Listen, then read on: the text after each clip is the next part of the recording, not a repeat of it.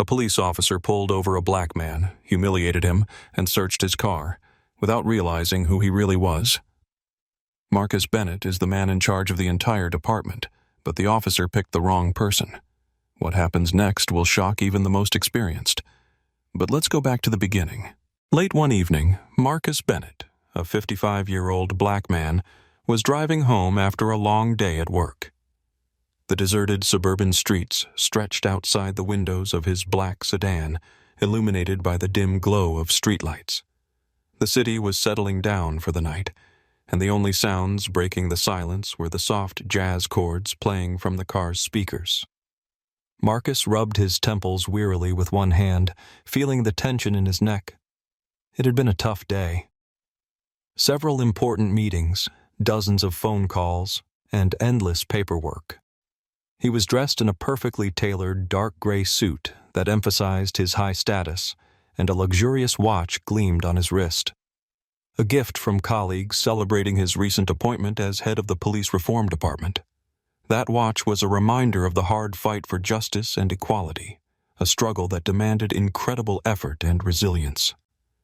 Marcus was eagerly anticipating the moment he could finally get home, take off his suit, and enjoy a glass of wine with his wife, who was probably already waiting for him at the dinner table. However, his quiet evening was suddenly interrupted by the flashing red and blue lights in his rearview mirror. Marcus felt his heart tighten. He knew exactly what was coming next.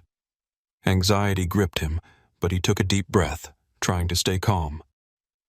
Slowly pulling over to the side of the road, he turned off the engine and, following the lessons he had learned long ago, carefully placed his hands on the steering wheel. "Stay calm.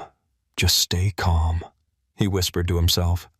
His father's words echoed in his memory, words spoken to him in his youth. "When they stop you, keep your hands on the wheel and don't make any sudden moves. Stay calm. Don't give them a reason." Over the years, these lessons had become second nature. No matter how successful he was in his career or how far he had come, some people would always see him as just a black man behind the wheel.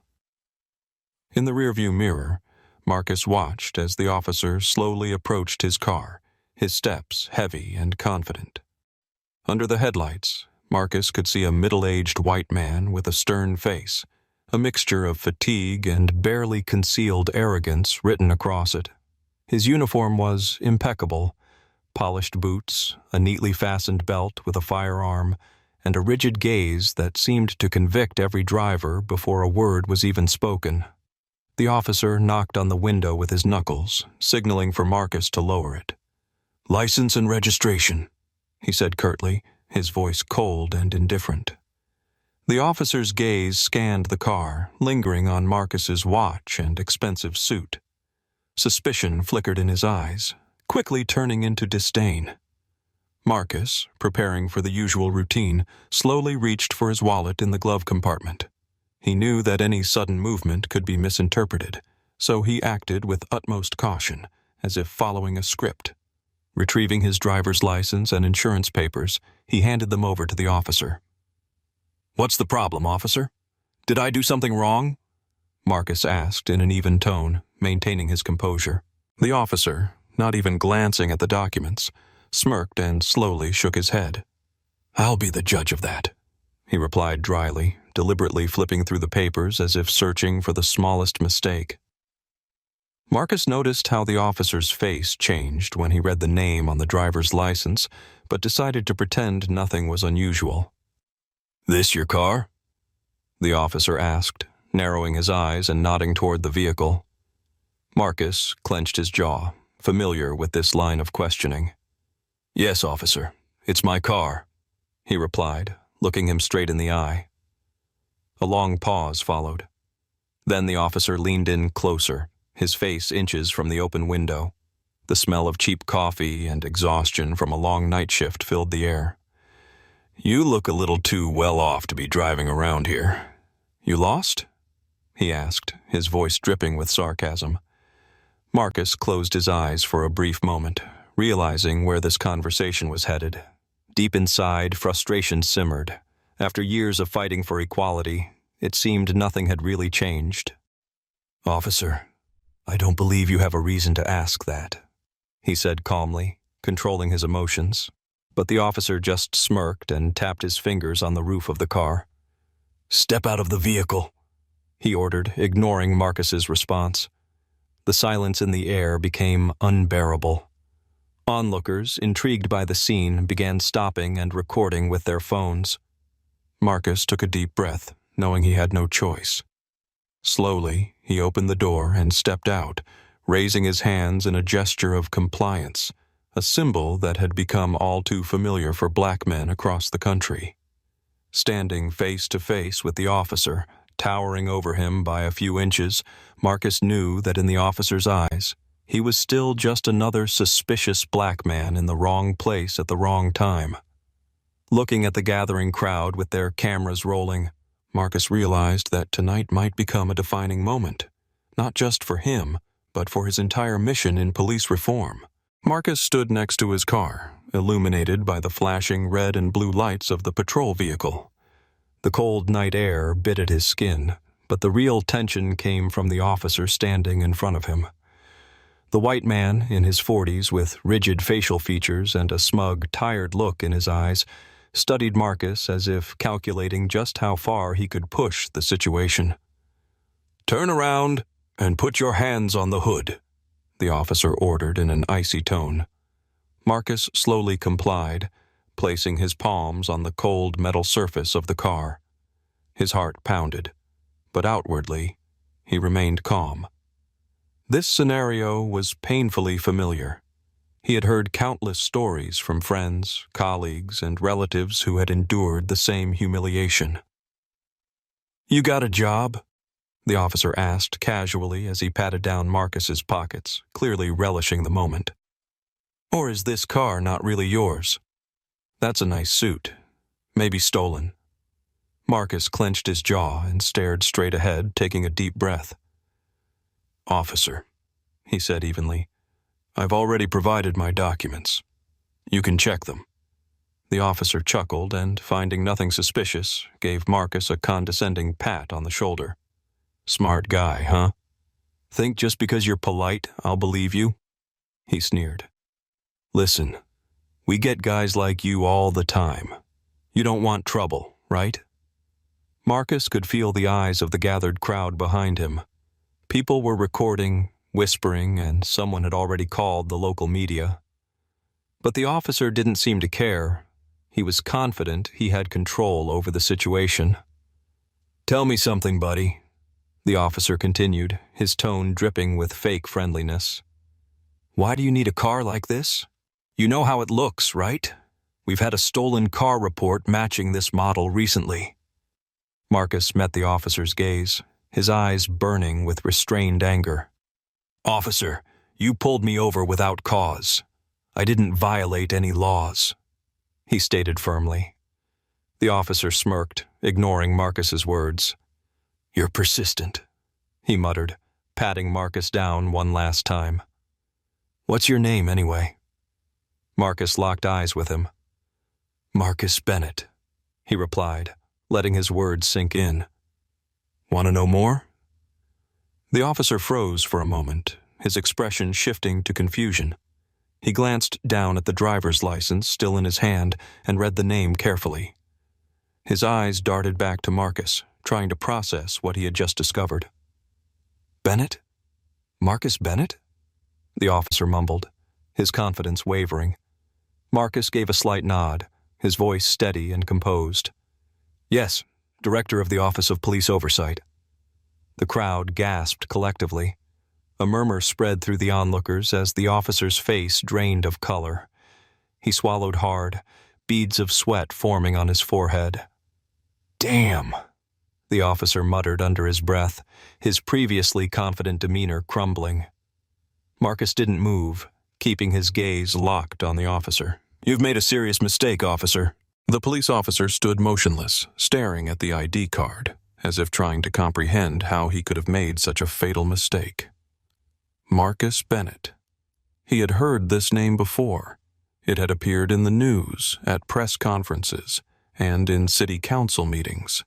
This was the man leading the police reform efforts in the city, overseeing disciplinary actions, conducting audits, and shaping the future of law enforcement. Officer Wilson, now far less confident, nervously glanced around as if hoping to find support from his colleagues or the crowd. But the bystanders just kept recording, and someone had already started shouting questions. "That's Bennett, the Marcus Bennett? Hey, officer, how about an apology?" "We see everything, man." Marcus watched as beads of sweat appeared on the officer's forehead. But inside him, indignation was still boiling. The flashing cameras, ringing phones, and the murmur of the crowd created an unprecedented level of pressure. But Marcus knew that now was not the time to lose his composure. "Listen, Mr. Bennett," the officer began, trying to regain control of the situation, but his voice betrayed his nervousness. This is just standard procedure. Marcus raised his hand, cutting him off. "You think you have the right to stop and humiliate people just because they don't look the way you'd like?" His voice was calm, but there was steel in every word. "Or because you think a black man shouldn't be driving an expensive car?" The officer swallowed, struggling to come up with an excuse. I didn't mean... It's a misunderstanding," he muttered. Marcus stepped forward, looking the officer directly in the eyes. "A misunderstanding?" His voice grew colder. "You stopped me without cause, demanded my documents, searched my car, and didn't even bother to explain why. You think this is new to me?" The officer tried to explain himself, but Marcus raised his hand again, stopping him. "How many times has this happened just today? How many innocent black men were stopped, searched, and humiliated? How many of them had no chance to say who they were and were arrested without cause?" At that moment, additional patrol cars arrived. From one of them stepped a police lieutenant, a man in his 50s with a stern expression. His gaze shifted between Marcus and Officer Wilson, who now looked as if he wanted to disappear into thin air. "What's going on here?" the lieutenant demanded, his voice firm but tinged with concern.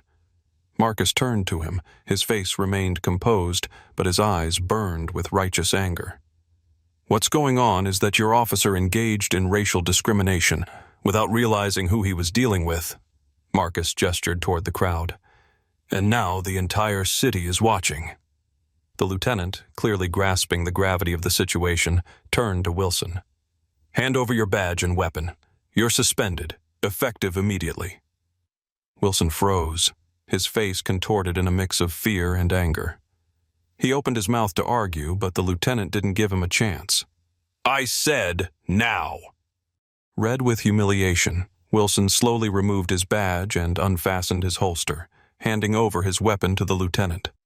At that moment, he shot Marcus a look filled with hatred, but Marcus remained calm, staring back at him. "We'll see who wins in the end," Wilson hissed, but Marcus simply smiled. "We already have," he replied, as the lieutenant escorted the officer away, while the crowd cheered and shouted words of support. Marcus sighed, feeling the tension slowly fade, but inside, the fire of his fight still burned brightly. He had spent years leading reforms, but tonight he had found himself at the heart of the very system he was trying to change. The crowd began to disperse, but several journalists remained nearby, eager to get a statement. Marcus knew that this story wouldn't end here. He needed to make a statement and use this incident to fuel his mission. He opened the car door and sat behind the wheel, but before driving away, he glanced in the rearview mirror. Wilson stood by the patrol car, his face a mixture of anger and shame. Marcus smiled, started the engine, and drove forward, knowing that tonight he had taken an important step forward. Marcus drove through the deserted streets, the city lights flickering outside the window, but in his mind, the events of the past hour replayed over and over. He understood that the incident with Officer Wilson was more than just a routine traffic stop. It was about to become something much bigger. Soon his phone rang. Jason, his assistant, appeared on the screen. "Marcus, I saw the video." Jason's tense voice came through. "It's already going viral on social media. People are furious. The media wants a comment."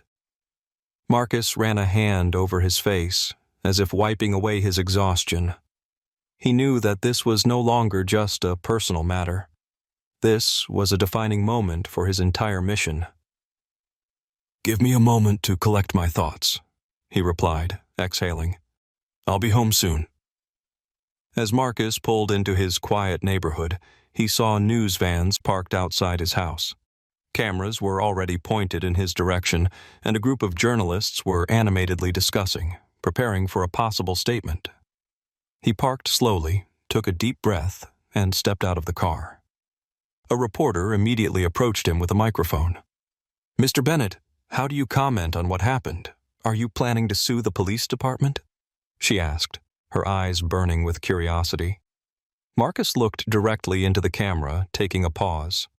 "Tonight proved what we've been saying for years." His voice was steady and confident. "Systemic racism is still alive, and even those leading the fight for change are not immune to it. But I promise you one thing, this will not go unanswered." The crowd applauded, and the reporter asked another question. "How do you plan to change the system after this?" Marcus paused again, then firmly declared, "I will push for immediate reforms. Tomorrow morning, I will introduce new initiatives to increase police transparency. We will no longer tolerate bias and discrimination. This officer is just one of many, but now he will serve as an example of what happens when the truth comes to light." The next day, headlines were filled with bold statements. "High-ranking official falls victim to racial profiling, police forced to respond. Police reform in crisis, Marcus Bennett incident sparks outrage." Inside the police department, chaos ensued. The police chief, an old acquaintance of Marcus, personally called him, trying to smooth things over. "Marcus, you know we've always supported you." The police chief's tense voice crackled through the line. "We'll deal with it, but maybe we can handle this quietly?" Marcus smiled, feeling the power in his words. "No, Steve, not this time. We're going to do this by the book." As the call ended, Marcus felt satisfaction growing within him. He knew this case would become a turning point in his fight. Meanwhile, Officer Wilson, now suspended from duty, sat in his home, staring at his TV screen. News outlets dissected his actions, and social media had already labeled him the racist who stopped the wrong guy. The following day, Marcus stood at the podium at an emergency press conference. The entire city watched. As he looked into the crowd, he saw people who supported him and those who feared that they could be next. "Last night's incident was not just a traffic stop," Marcus said, his voice strong. "It's a symptom of a deeper issue poisoning our justice system. But if you think we're going to stay silent, you're mistaken. We will not stay silent any longer." The crowd erupted in applause, chanting words of support. At that moment, Marcus realized his fight was just beginning, but now he had the power of thousands of voices demanding change.